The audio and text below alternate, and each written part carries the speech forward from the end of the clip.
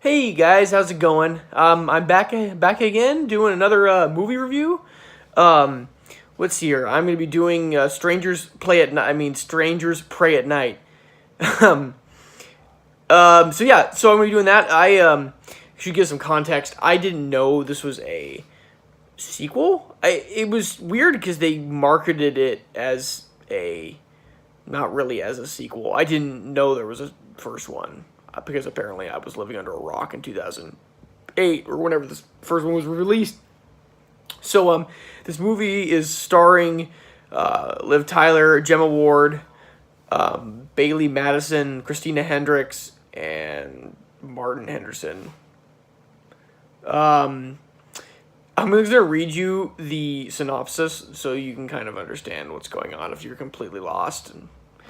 Um, Mike and his wife Cindy take their son and daughter on a road trip that becomes their worst nightmare. The family members soon find themselves in a Death survival when they arrive at a secluded mobile home park. Which, by the way, if you arrive at a secluded mobile home park, like,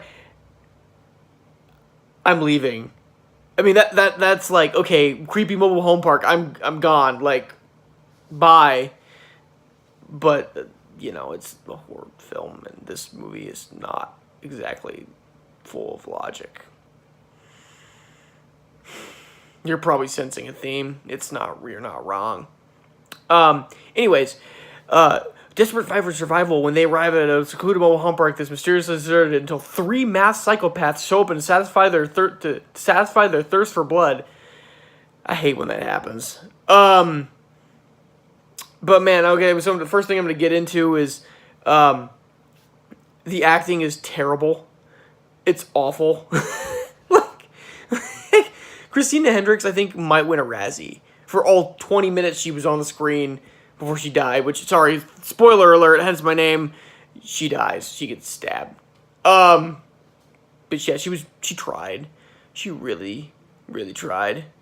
Um, but no, like, this movie, the acting was terrible. There was a lot of, like, flawed character logic. I just found that, like, the characters would do stuff and I'm like, wow, you could have ran away at that point, or oh man. But like, I did find this movie kind of weirdly enduring in the sense that it was kind of a weird, like, kind of ode to like 80s slasher films, and I got a weird, like, the main character drives like a truck, or the main bad guy drives like a truck, and I just kept thinking of and I might be getting my movies mixed up, but I kept thinking of like God,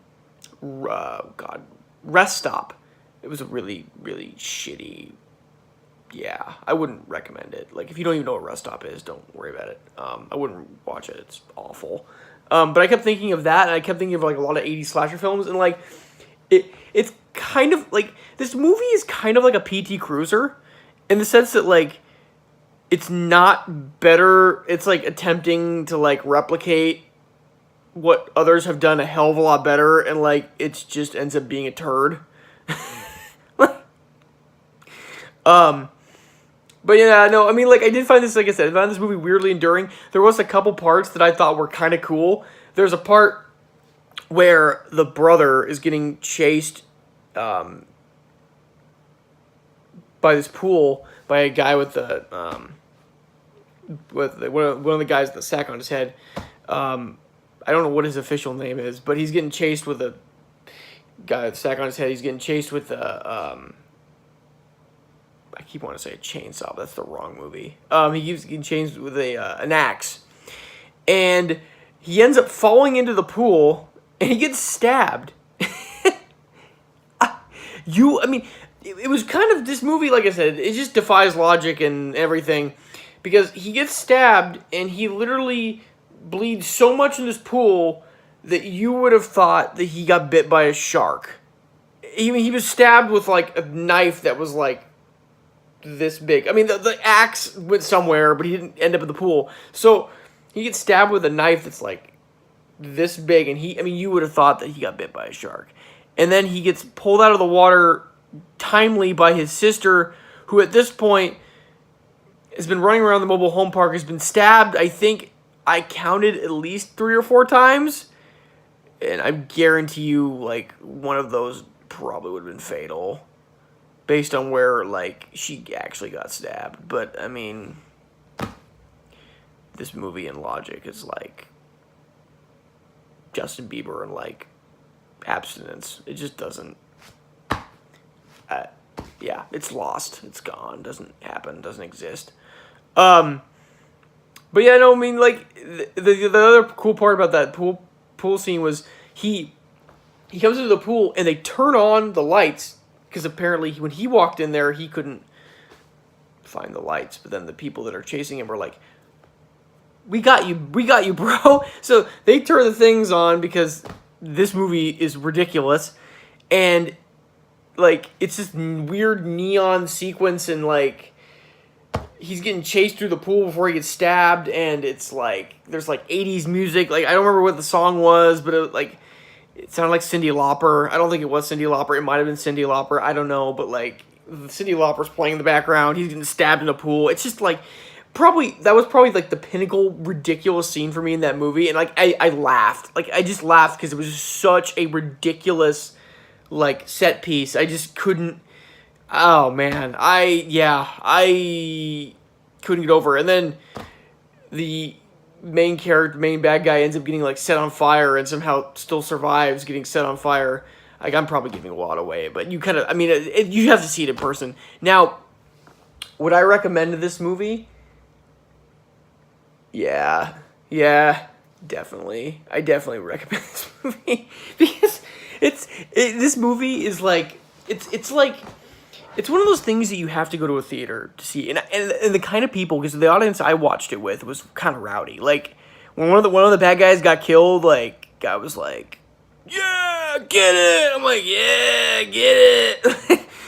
It's just like, it's like those kind of movies you have to watch in a theater because it's just like people get into it, and like people because they're into it, like it just makes for a good environment. Like this movie would suck ass if I watched it at my house. Like, it would just be like passing a kidney stone. Like, stupid. Like, I just does not have the same, like, effect. Like, is it scary? Not really. I mean, I jump because I hate when things jump out at me, and I hate that kind of horror film because it gets me all the time. But is it scary? No. Is it bloody?